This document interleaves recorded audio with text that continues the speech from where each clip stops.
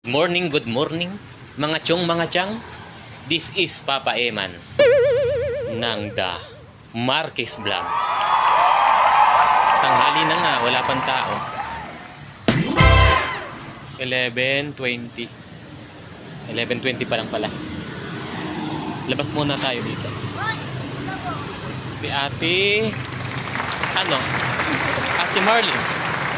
Ate Marlene. Ayan. Ako, Yan, si Ate Marlene pala yung pinakauna kong customer ngayong tanghali. Una. Ngayong tanghali. Ako paligpit. Kasi kanina ay marami ng kaninang umaga. Ikaw yung pangtanghali. Una. Lunch. Ano yan?